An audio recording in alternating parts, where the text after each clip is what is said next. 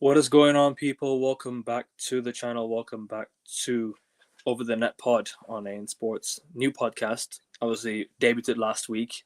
For the Australian Open.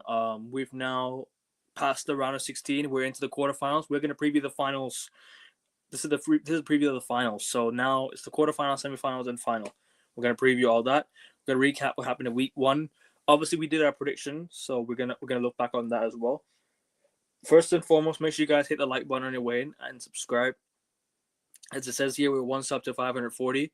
By the end of this week, I'm trying to get to 550 subscribers. So if we can get that, we'll be 10 away. I aim to be at 550 by the end of January. If you guys could get me there, that'd be great, people. And by March or early April, we hope to hit. We hope to go on further and hit and hit further milestones. Big up Augustia, who was in the building. Obviously, hit the like button, bro, as well. Matthew Bowman, big up to you, bro. Yeah, Augustia. Like for Augustia. Big up, bro. How are you doing? Thank you. Like for me, but love the channel for Ekevin. Big up to the commitment, and yeah, get Ekevin to 500, get him to 550, get him to 600, get him to 1,000 this year. The aim is that and beyond and above, and I have no doubt you'll get to that. Big up Matthew Bowman in the chat, and also big up the Australian Open. Ekevin, it's been a fun week and a half. The Australian Open ceremony started off on a very high. That they set a high bar, the highest bar of any Grand Slam opening ever. Obviously, with Roger Federer playing in an exhibition match with legends like Andre Agassi, Ash Barty. Can't believe I'm saying legend Ash Barty, but she is a legend now that she doesn't play tennis. She should be playing, man. Actually, she should be playing. I don't know why she's not playing. Isn't she still in her late 20s or early 30s? I mean, I think she would compete. I would think she'd be the favorite for the Australian Open if she played, but that's for another day. It was great. She left on an Australian Open title. I swear that she did. She did, yeah. Her last ever Australian Open was a victory in Down Under. Yep. It was super impressive from Ash Barty and obviously guys like Leighton Hewitt and Leighton Hewitt and a bunch of other people were there as well. So that was really, really fun. And then the tournament. Now, we have history. Usually, Ekevin, when we talk about tournaments, we talk about surprises, we talk about shocks, we talk about that electric chair. Which one of the top seeds are going out? Ekevin, do you know what the Australian Open has done this year?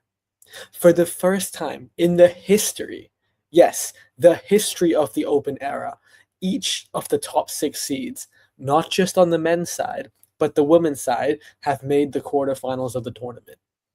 That's history. So for the first time ever, the top 6 seeds on the men's side and the women's side have made the quarterfinals of the same Grand Slam. Wow. Never happened before. All the top seeds, all the top players, all the favorites, from Sinner to Sabalenka, from Alcaraz to Iga Swiatek, from Novak Djokovic all the way to Coco Corey Goff, all of the guys guys and girls we expect to be there are there. And that puts us up for a very mouth-watering, salivating quarterfinal set of matchups, and I personally cannot wait for them. Yeah, same man. Obviously, my favorite player is in the quarterfinals. As expected, he should be there, regardless of his age. I don't care if he's 40. I don't care if he's fucking 50. He's gonna be in the quarterfinals, regardless of what the opponent is. He doesn't look like he's slowing down anytime soon. He looks like he'll still win a Grand Slam. I don't know if he'll win this one. I don't know if the next one, or the one after, or the one after that. After that, we'll see. 3 Grand Slams from now, I don't know what's gonna happen. I don't know if he'll announce his retirement at the end of this year or next year. I don't know. But he looks like he ain't gonna slow down. One thing I will say for sure is, bro, this tennis era, this era of tennis, I think it's one of the weakest eras of tennis I've ever seen. Let's just be real with it, right? And this is not a discredit to Novak Djokovic, right? Even if he was 40 in the previous era, I still think he'd win a lot of his games because he's that good. He's that good of a tennis player. So, but regardless, with all that being said, like you mentioned, all the top 6 are in the quarterfinals. Never happened before. Fair play. Fair bloody play. Some interesting results as well along the way. Some shocks, I think. in the women's side of tennis as well. Actually, if you think about it, there's been some incidents as well. I don't know if you saw. Actually, do you know? Let's go to women's side of tennis first. Actually, on this one, because I wanna ask you for your opinion. There was an incident in one of the matches. I don't know if you know, but one of the players, I forgot her name. Her name was Laura Stidman or something. I forgot her name. I don't know. I don't know if it's I think it's Laura Stidman, right? Mm-hmm. I think that's her name. She was playing against an Australian woman. She was playing against an Australian. Somebody, I think one of them was clapping during the play. In between serves. In between serves, but the umpire said the tennis player, or not tennis. Sorry, that was Naomi Osaka. Excuse me. But the one time she looked like she wasn't ready.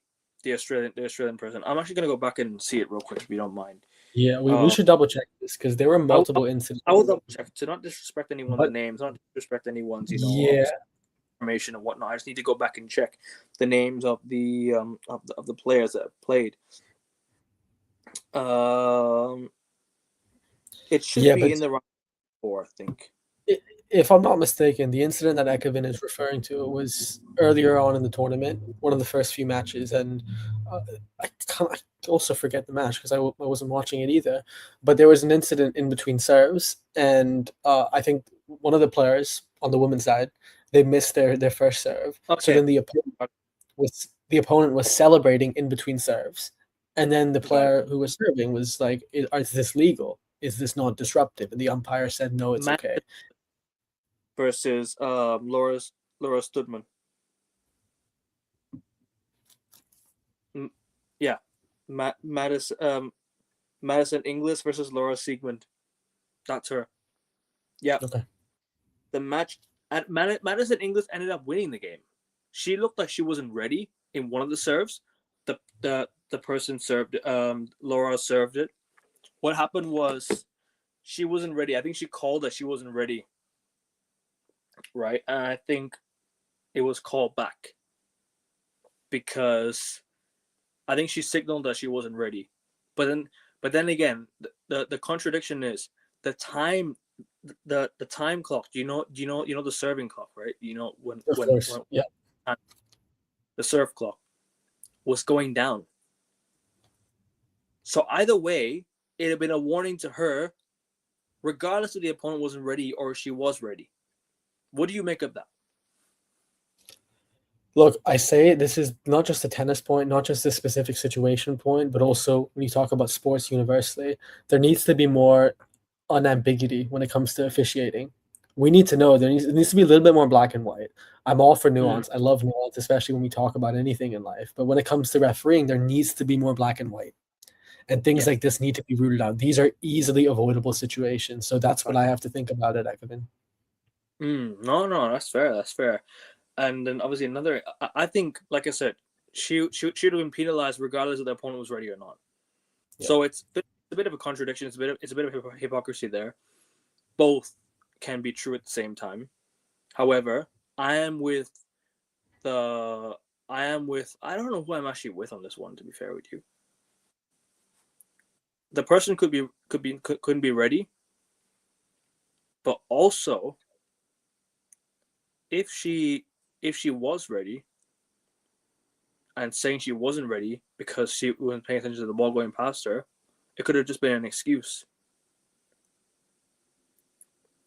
But at the same time, she might have not been ready. Two things can be true. So I don't know who to side with on this one. I'm probably gonna say I'm more leaning towards Laura because of the shot clock. Mm-hmm. The shot clock violation. If I'm allowed to apply that, if I'm allowed to apply that in tennis. Yeah, because I agree. Because she, like I said, she'd have been penalized regardless of what happened. And then we go to the next incident where Naomi Osaka, or was it Naomi Osaka? It was Naomi Osaka, wasn't it? Yep, but the fashion. One of the players was clapping in between play. Yeah, that's what I was just mentioning. It was Naomi Osaka, I think, on the other side. I think wasn't Naomi Osaka the one who was clapping? I think it was. Yeah, if I'm not mistaken, it was Naomi Osaka. That's the matchup. It blurred out of my head when we talked about it initially. Basically, this was in between first and second serves, and I think Naomi Osaka's opponent missed the first serve, and then in between, I think Naomi Osaka was pumped up, elated, fist bumping, getting the adrenaline in, and then her opponent was like, "Isn't that just disrespectful? Isn't that disruptive? It is. Isn't that It is. warranted of, a penalty, a punishment, a warning in tennis terms, so to say?" It So should. that was the controversy. People on social media was like, again, her opponent. Uh, that's the words were soft, being soft. They should be more thick. But other people, I think Yelena Djokovic's wife, also I chimed was. in. I'm actually going to bring up the quote right now. Yeah, I think she was heavily on the side of keeping that etiquette, and keeping the rules principled regardless of status. So, yeah, I tend to understand her frustration absolutely. Although I think tennis is a bit rigid sometimes when it comes to patrolling every single variable and circumstance. But at the same time, I think more celebrating in between serves is not the highest form of etiquette or decorum, so to speak. So this is the quote that she put. Hold on. Let me actually Yeah. find the actual quote. Yeah, just give me 1 second. Let me. She labeled Naomi Osaka as disrespectful, but what is? I'm just trying to find the full quote that she posted.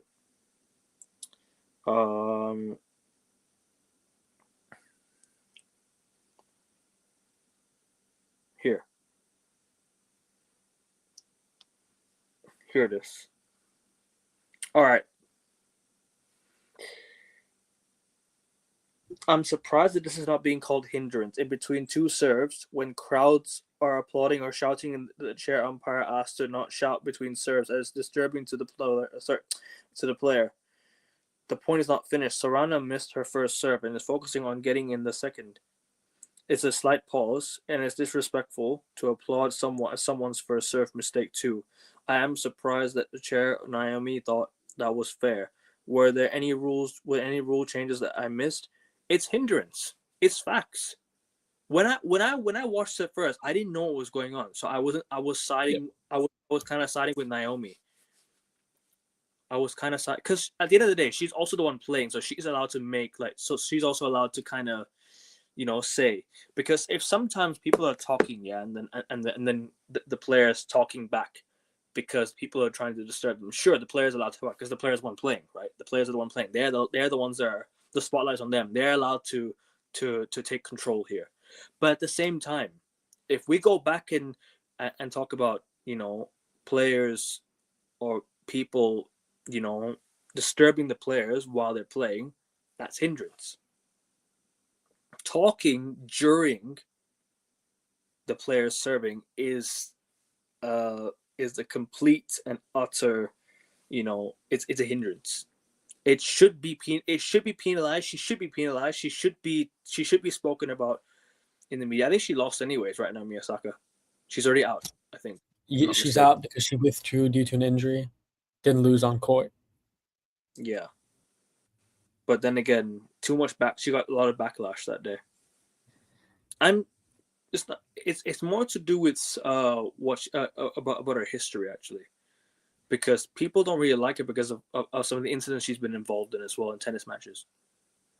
If you know what I'm trying to say, she's been involved in a few incidents in tennis matches. But I understand the passion there, and obviously it makes sense. I hear that completely, but I think it's not just incidents within the tennis matches, within the courts, rather off the court.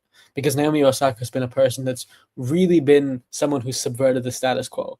Sometimes for good reason, sometimes for bad reason. She has really helped defy a lot of stigmas as well in tennis, especially when it comes to mental health. But at the same time, of course, she doesn't operate within the same realm of decorum. Heck, even in this tournament alone, Ekvin, talk about Naomi Osaka, her first match on court. Do you remember how she entered court? She didn't wear any normal tennis attire. She wore a proper Miss Universe outfit. Did you see this by any chance, Ekvin? Okay, I'm going to show you this. Naomi Osaka. Remember this? Was it like when this did was it the happen? first match of the Open.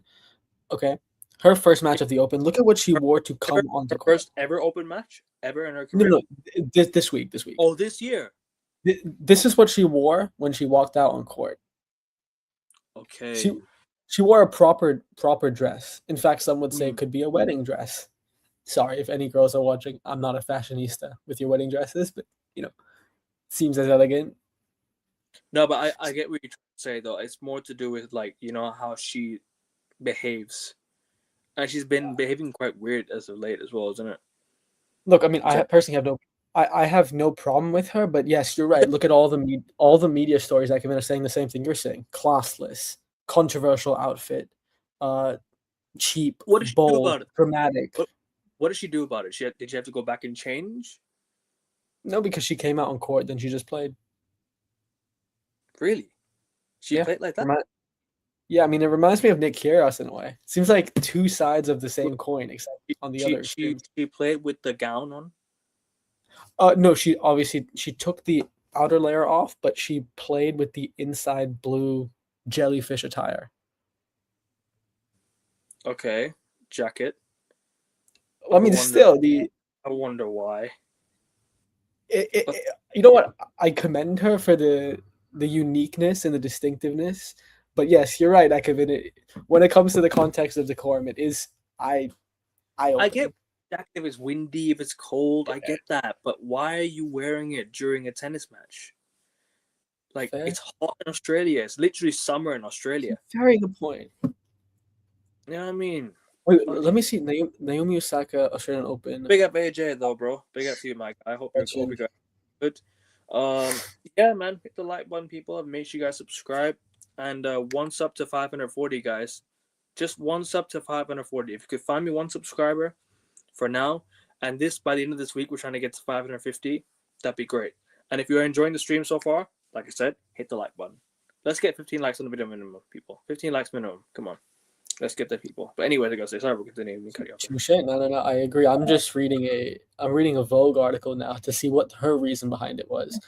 The costume's inspired by a jellyfish, so it's based off a jellyfish, and I think the aim of it is I can't find the aim of it actually. It's to reach out to people like herself. That's the aim of it.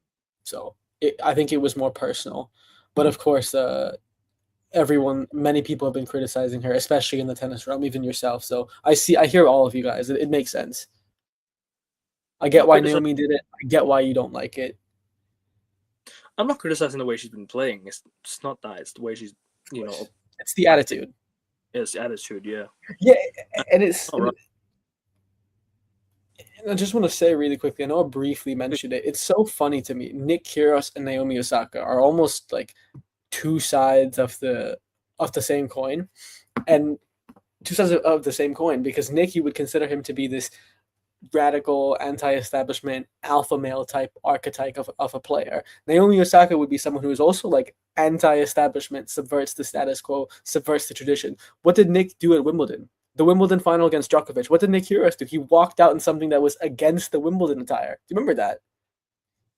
Nick Kyrgios. He walked out against Djokovic. He wore something that is not allowed. In Wimbledon and the All Englands, you're only supposed to wear white. Kyrgios came out in his Air Force Ones, his Jordan Air Force Ones, his red shoes, if I'm not mistaken. Mm. And then Naomi Osaka does the same thing. Yet again, it's just the duality of a person. It's really fascinating. I think it also depends where you're playing, because obviously the crowds me more leaning towards Nick Kyrgios, Australian born. But then again, we're looking at Naomi Osaka. If she was playing in America and she was wearing this, she wouldn't be getting criticism like this, because she's playing in her home country.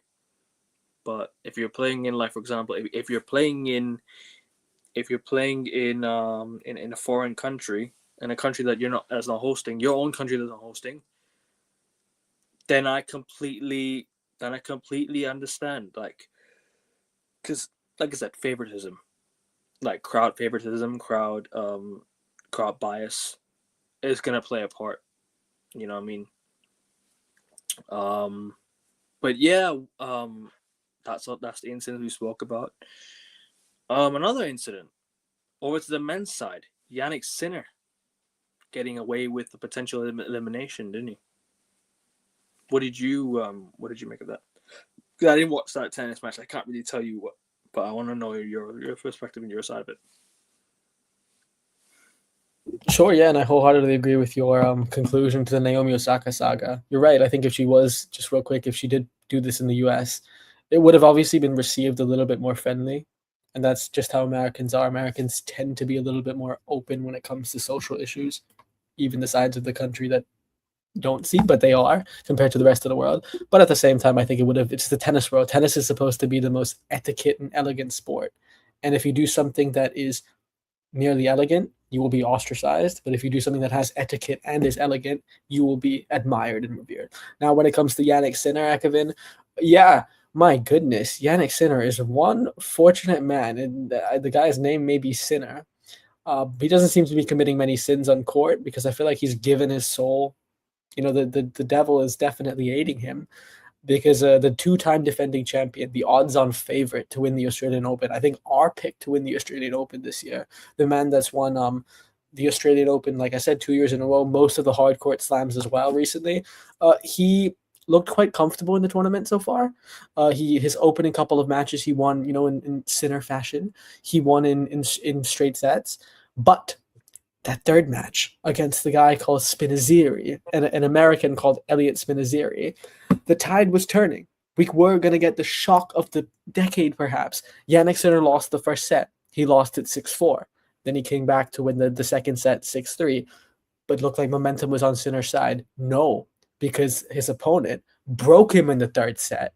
And then he had all the momentum. It was almost one-way traffic against Sinner. Sinner was about to go 2-1 down. He was down a break in the third. And to make matters worse, to compound his misery, Akavin, do you know what happened?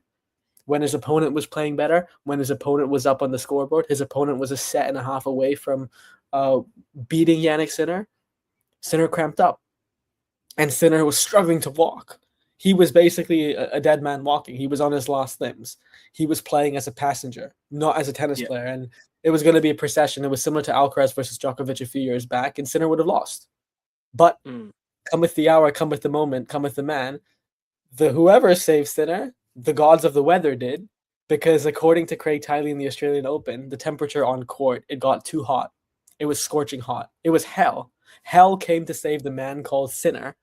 And Craig Tiley called off the match for a bit, and Sinner had time to go back to the back rooms, recover, relieve of his reprieve with the cramp, come back on court, regain his rhythm because the momentum had been broken. He'd recover from his injury, and then he ended up winning the match. So Sinner ended up beating Spinazzieri in 4 sets. But Ekevin, the takeaway is, had the weather gods, had hell not come through the Australian Open in terms of temperature, Sinner would have been out because he was cramping and lost the court match on court as well. So crazy. Big up, Rasta. Nice to see you. Pleasure to see you in the chat. Legend. Subscribe to Rasta Stuffs. Big up to you, bro. Hope you're good, man. Hope you're good, my guy. Also, Rasta, who was here earlier on the Red Army Run pod, if you guys want to check it out, go check it out. Especially after United beating Arsenal, it was great last night. And also, just a quick heads up, people, on the NFL show. Yeah, I did the NFL live stream, but for some reason, it hasn't uploaded on YouTube. So I will re-upload the live stream, or I will re-upload the video. I'm gonna screen record it from Twitter. I'm gonna post it on YouTube. Yes, I know the championship games have already been played, but I'm still gonna re-upload them because it has not uploaded on the live side of YouTube. I'm going to bring it back up. I'm gonna make it a video. I'm gonna put it out there because for some reason YouTube just didn't go live on YouTube for some reason. The stream ended and the time frame was still there. I can see the time frame. I can see it on private, but it's not public. Yeah, I can see it. Like, you know, when I'm going live. Yeah, or when I'm going live. When I go to my YouTube channel, when I go to live, it still says processing. It still says processing, and I can see the video is still there. I can see it. It's made public. Everything's done, but it's just not uploading for some reason. So guys, if anytime YouTube has an error, please put it in the chat. Or go to, because I'm live on Twitter as well. I'm live on YouTube and I'm live on Twitter. If I'm live on Twitter and you guys want to go over and check it out, it's at AN Sports. Go check out Twitter and just please let me know if it's live on YouTube or not. Because I just need to make sure that it is. Because last time I did the NFL show, it didn't go live on YouTube, but the video is still processing, and I don't know when it'll upload. And if it does upload, then we'll see. I'm gonna re-upload the video as a video, regardless. So stay tuned. I will do that in due time. So apologies about that, people. I did the NFL show. I did the preview, everything. You guys can go check it out on Twitter. But that's all for now, man. Like I'll just re-upload everything, and then yeah, we'll sort it out. But yeah. Anyways, back to tennis. Yeah, man. I think Jannik Sinner got lucky. I think he got lucky with the circumstances. He got lucky with the conditions and everything like that. Because that would have prolonged. Because like I said, if he continued playing, it would have prolonged his cramp. And I think he'd have been out. But you know what? Take every opportunity you get, and he got through. So Jannik Sinner is through to his second, well, not second, but probably third or fourth quarterfinal in a row at the Australian Open, and he will be facing. Let me quickly check who the fixtures are. At the moment, as things stand, this is going to be the male singles draw for the. Hold on one second, people. So this is the male side of it. Carlos Alcaraz versus Alex de Minaur, Alex Zverev versus Leonard Tien, Lorenzo Musetti versus Novak Djokovic, and Ben Shelton versus Jannik Sinner. So who knows? It could be a good game. We'll see what happens there. We'll see what happens in due time. But back to you, Augusta. Continue what you were saying earlier, bro. Yeah. It's a shame what YouTube did to you. That is a farce. But to those who are interested in the NFL, I would say tune into that video. I did catch bits of it on X. Even though the games have been played, trust me, not just predictions. Some of it are prophecies in there, right, Lekavin? But back to the tennis in the quarterfinals. I will still re-upload everything on YouTube, though. You should. Yeah, just hard because it's good. It's good for the memory and obviously the reach and exposure. Anyways, back to the tennis. As we said, this is a mouth-watering set of quarterfinals. All the top 6 seeds for the first time in the history of the Open era, for the first time since 1956, over 70 years, are in a quarterfinal of a Grand Slam, all at one time, all at the same time. And as Ekavin said, the men's quarterfinals are really, really interesting. I think tomorrow's game specifically, Ekavin, we start off with Zverev versus Tien. Now, Sasha Zverev is the reigning, defending runner-up in Melbourne, and Tien, the man that, based on the seeding, shouldn't be there. But you know who he dumped out to meet Sasha Zverev, Ekavin?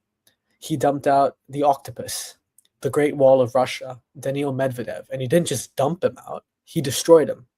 He plummeted every single crack in the wall, and he ended up bageling Medvedev, eliminating him for the second year in a row at Melbourne Park to end up facing Zverev. So we will see. I mean, again, Tien is also someone that has robust defense, but Zverev in Melbourne, number 3 seed, it may be a challenge too far.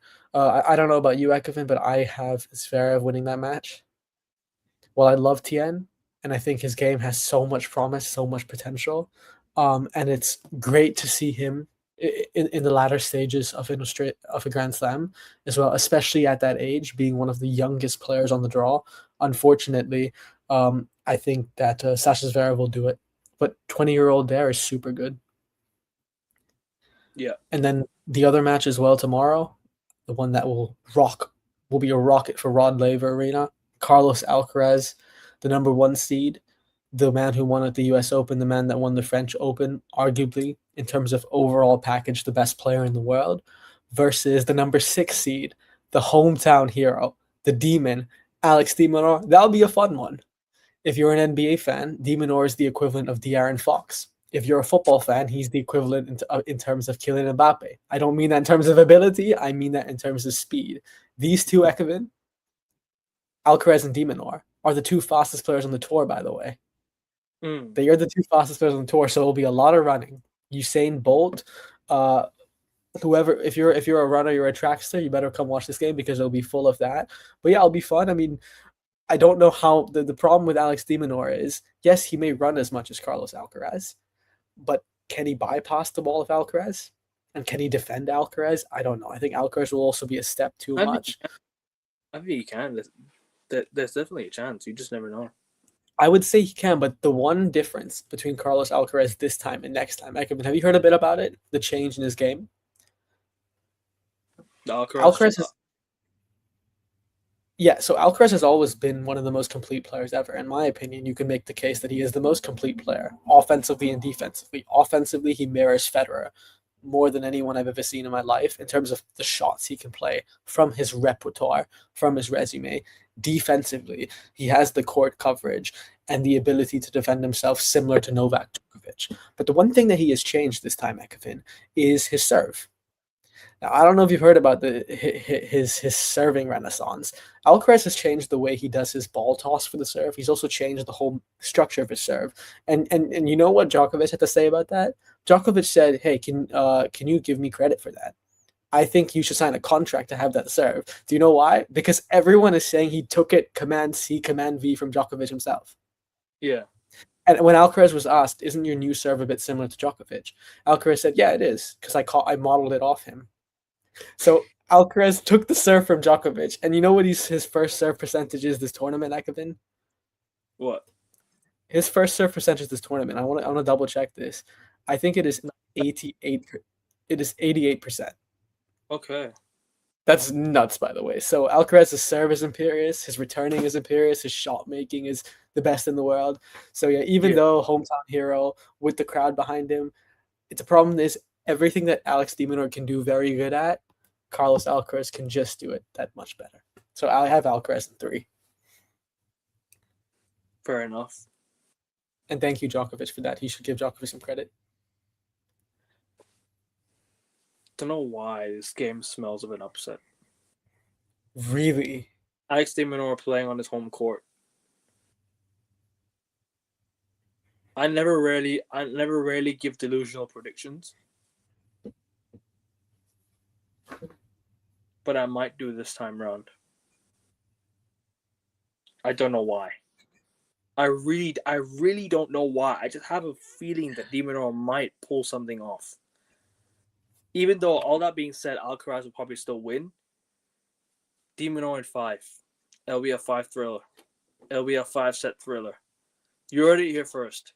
I know Alcaraz is favorite. I know he'll probably win tomorrow. We'll probably end up finding out he'll win tomorrow.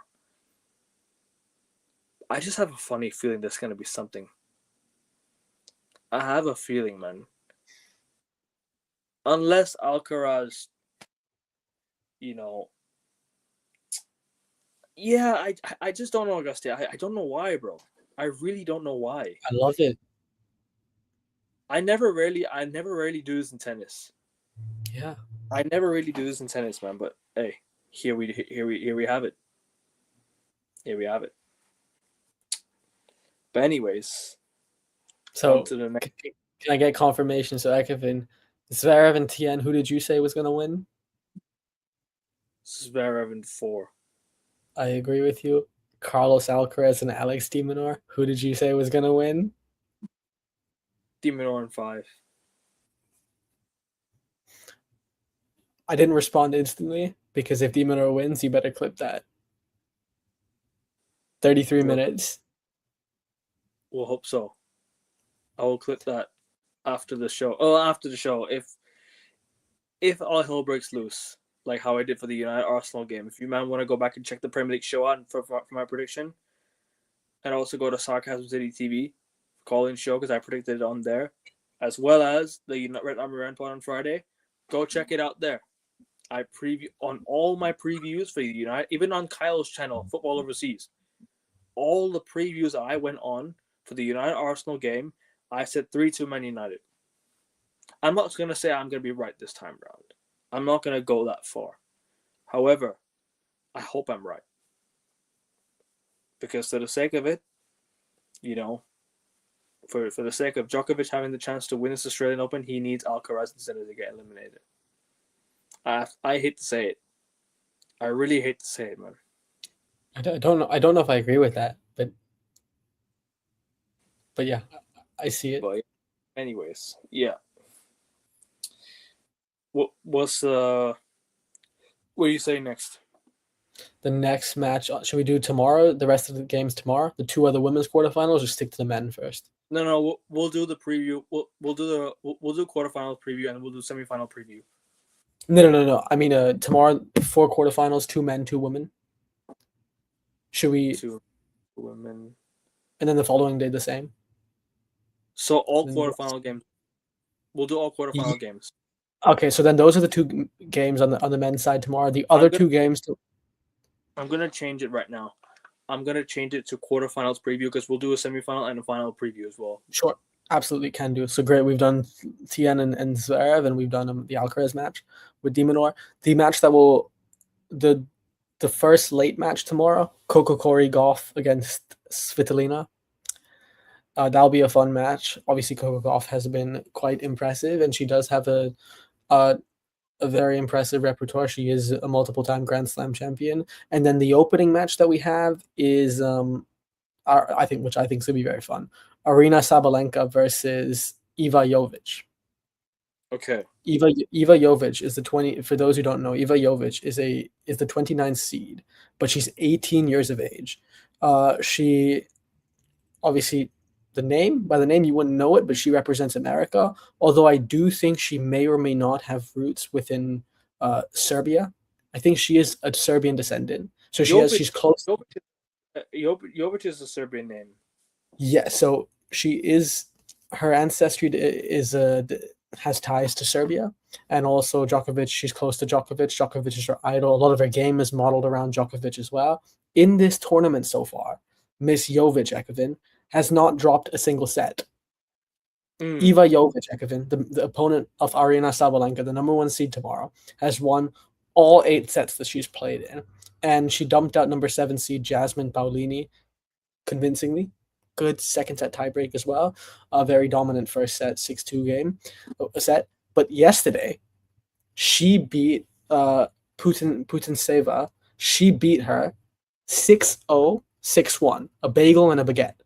So this girl, this 18-year-old Serbian girl, who's getting tips and tricks from Djokovic, is playing in a really rich vein of form, has a great, heavy arsenal of assets. But she comes up against arguably the toughest woman in the draw, Sabalenka. So we'll see, Ekevin, who do you have? What was the first game again? Coco Gauff versus who? Svitolina. Coco Gauff in 2. I agree with you. And in this one, Sabalenka Jovic. Actually, do you want Coco Gauff in 3? Okay. Because I have a feeling Svitolina will get a set. This one I'm probably gonna go with tough. What are you saying? It's a tough one. Jovic is in a rich vein of form. Sabalenka in 2, actually. If you want to think of Sabalenka. Yeah. So last year I would have told you Jovic in 3, but this year I'm gonna go with Sabalenka in 3, just because the one thing that Sabalenka is doing different is. We would say what's Sabalenka's weakness? Her mental strength when it comes to serving.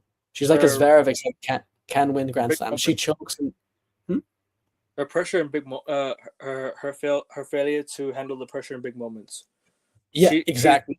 She likes to choke it on the big moments, and that's what happened last year at Wimbledon. She had the chance to make it what do you call Iga Swiatek versus Sabalenka final.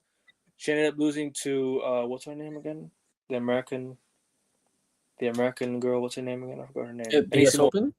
Anisimova at Wimbledon.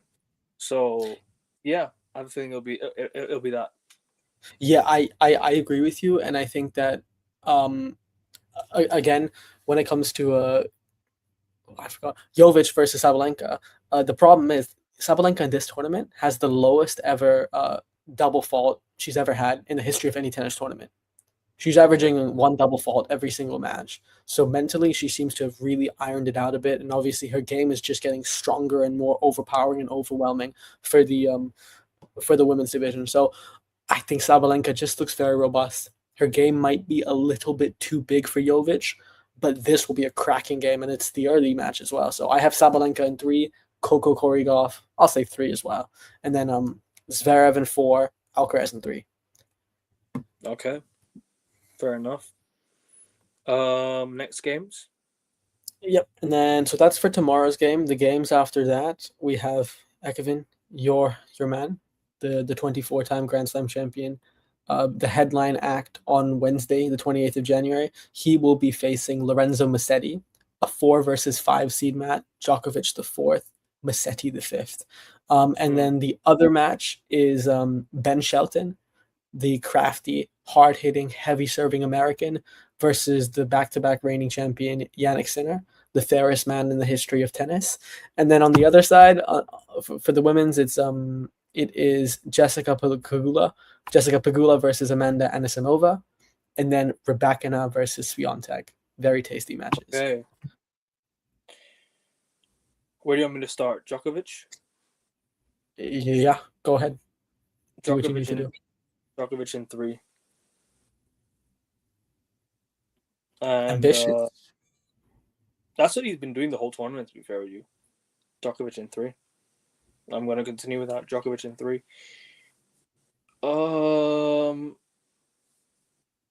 Next game, next match. Shelton Sinner. Shelton versus Sinner. Sinner in 4. Okay. I have a feeling Ben Shelton will be tough to beat, though. I won't be surprised if Ben Shelton takes it to 5, but I think Sinner will clutch up. I think, like I said, it depends on his cramps. If he's still experiencing those cramps, he might not cruise through the match. Yes, Sinner is, when it comes to the cramps, he's okay. Unless certain other substances says otherwise, I won't say much, but that's all I can really say. And then on the women's, sorry, go on. Women's side, no, go on. I was gonna answer your question. No, go on, sorry.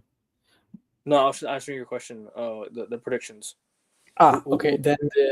Then what many would say is the final before the final match between two of the most informed people on this hard court: Iga Swiatek versus Rybakina, number 2 seed versus number 5 seed. Who do you have there?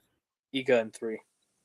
Iga in 3. Yeah, I mean the way Iga dumped out fellow Aussie was dumped. She's just the best player on the court. Yeah, at the moment Iga is playing in a rich vein of form. I mean, but Rybakina, obviously her flat strokes really, really nice. Iga's top spin though is something else. I have Iga in 3 as well. It'd be fun. But it could go 50-50 either way. And then the other match is the final match of the quarterfinals. Jessica Pegula versus Amanda Anisimova, which, for those of you that have been paying attention, means we have a defending champion that's out. Miss Madison Keys has been out. She was dumped out in the previous round, and leading to this All-American match between Jess Pegula and Anisimova. So, Ekevin, who do you have? Anisimova in 3. Amanda Anisimova in 3. Is it, Ekevin, is it her time? Because Maybe. She's come so close so many times. She might be the best player to not win a Grand Slam. She's experienced enough in losing a Grand Slam 6-love. Yeah, but she beat Sabalenka at the U.S. Open. But still, I mean, look, I get it, but at the end of the day, the experience only takes you a long way. Yep. And if she has learned from that, time, then we might see, but I don't think so. I don't see it, to be frank. Fair. But, I hear you.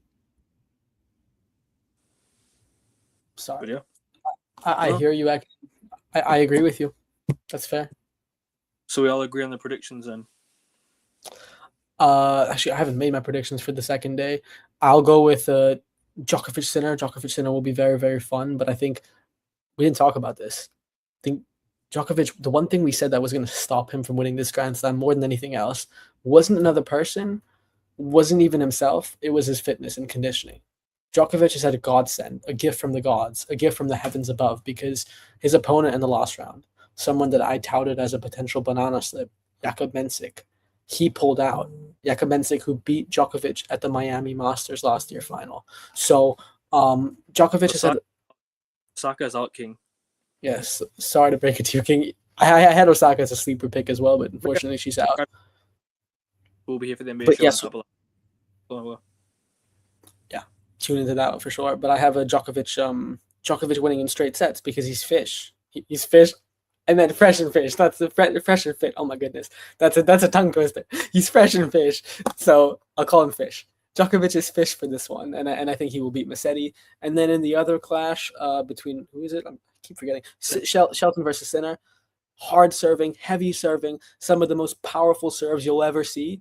But man, Yannick Sinner recovered from those cramp issues in these hard courts, just like Rybakina is with the power and the heavy hitting flat strokes. I think Sinner has this one in 4. Sinner in 4, and also Djokovic in 3. And then on the other side, actually, I'm going to change it. I have Rybakina winning in 3 tomorrow. okay. I have Iga going out, and then I also have Anisimova winning as well. Okay, fair enough then, fair enough. But yeah, those are the predictions. Anything more you want to add? Anything more? Any other news you want to bring up? Do you have anything else that you want to talk about? I don't personally. I hope King doesn't watch along for the Aussie Open final. That's the news I have. But yeah, I don't know. I'm looking forward to it. I'm having fun. I don't know you as a Djokovic fan. I don't know if you're nervous or excited for it. So. I've been through this. I've been through this so many times in my life. I know. I know how to experience it. But then again, it gets more nerve wracking as the years go by because obviously he's aging. But we'll see. I've been through this. I've been through this many times with Djokovic. Seen him win so much. Seen him win pretty much every slam, every trophy I could possibly watch. Not watched his entire career, obviously, but I've watched majority of it. And I started watching him when he wasn't even at 10 Grand Slams yet. He was probably at like 8 or 9 Grand Slams. So listen, been through it all. He's not going to retire this year, man. He's not retiring this year, bro.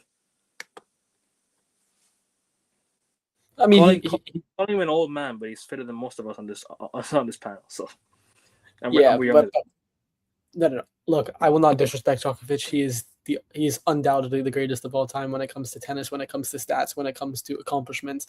But at the same time, we're not comparing him to players who aren't participating in the tournament. We're comparing him to players that are. And King is right. If Djokovic had to play 7 matches on the trot within 2 weeks, I highly doubt he would win the Australian Open. He's had a gift from the gods. He's skipped several days. He has a rest day in between quarters, semis, and finals. The schedule is looking very in his favor, especially with Sinner looking a little bit more vulnerable. So is Djokovic going to retire this year? I don't know. I think it depends on what his objectives are. You see, when you've won everything again and again and again, broken every single record, subconsciously the drive sort of dies. It's because he can still beat most players on the court. When he starts losing like in the early rounds, then maybe that's when I think he starts to turn. But can I ask you, would you want him to stay until that happens, or would you want him to leave before he crumbles away? I want him to leave on a high, win something, and leave. Like, what if he leaves next week and he wins? Maybe like the Belgrade Open or something, and retire there. You know what I mean? Okay. Because like he can still win the trophies because like I said, the titles that Federer has won, he wants to catch up, right? He's on 101 right now. Yeah, Federer's a couple away. Jimmy Connors is on 109. Yeah, so I don't think he'll catch Jimmy Connors, but he can catch Roger Federer. I think if he stays for 4 more, he can catch Jimmy for sure. I don't think it's about 4 more. I think maybe next year.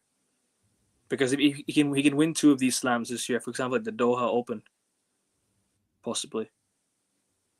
Could do. Qatar Open, like for example, like the ones that you don't expect to like see him at. He could have played Brisbane Open if he wanted to. He could have played at Brisbane if he wanted to, but it's all good. Injuries. Good. Yeah, injuries. Good to rest though. To be fair, because he did have the injury before the ATP finals. He actually ended the year on a high by winning something. So if you can end it off by winning something, then that'd be great. But yeah, that's just that's all I have to add. I did predict the shock, and I hope I hope I'm right. I hope I'm wrong, but yeah. Master leads leaves you. Nah, bro. He's the biggest shithouse I've ever met in my life. You know, becoming the biggest shithouse I've ever met in my life. This guy. Becoming, who's he overtaking? I'm joking. Who? King? Yeah, you said he's becoming, which means somebody else is the biggest shit house. I've That was seen a joke. I've seen a lot of shit houses, but you know it's okay. Yeah, no, King is a legend. No, we love King. But yeah, you're right. Dude. Although, by the way, dude, this guy might have had the most shithouse moment on the whole stream. He says Alcaraz is getting dumped out tomorrow to Me, Alex Demon. Yeah, I just might wanted be to the go biggest. I just wanted to go for a shot, just for it all, just to throw it out there. Obviously, I know it's not gonna happen. I'm just gonna throw it out there. It's like that. If I have to be real, I'm saying Alcaraz in like 4. But Okay. you know what? Let's just let's just go with one of these games. Why not? Yeah, Let's just throw it in there.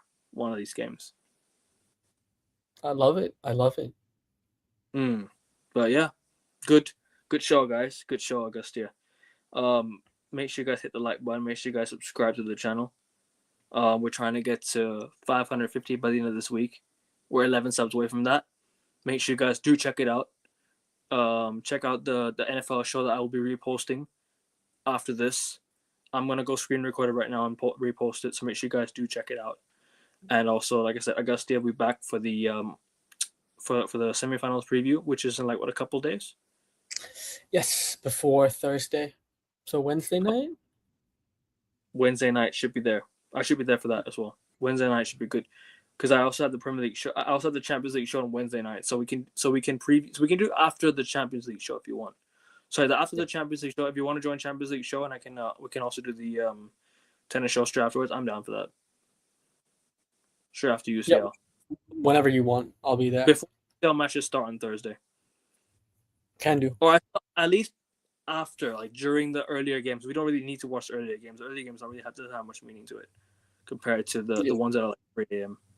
Yeah, but the problem is because it's semifinals, you miss 2 games. The women are in the final. Then we miss a whole set of predictions, but it's okay. What I think whatever's most comfortable for scheduling wise, that is. So when's the second semifinals? On Wednesday, yeah. Sorry, quarterfinals. Excuse me. Yes, Wednesday for that, and then the women's semifinals are on Thursday. The men's semifinals are on Friday. Okay. The men's semifinals are on Friday, so both, yeah.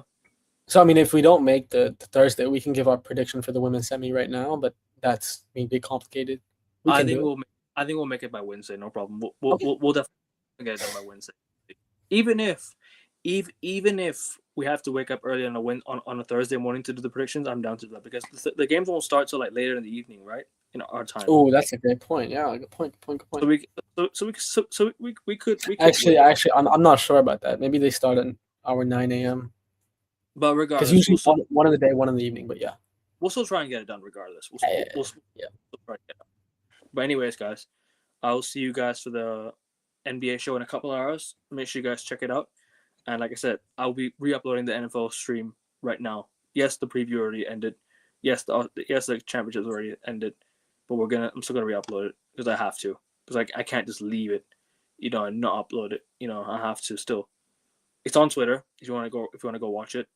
It's on my AIN Sports account. I've reposted it on my regular account. It's in the bio of my YouTube channel. Go check it out. But anyways, guys, love. Take care. Like, share, subscribe. See you in a couple hours. Peace. Ademo nole.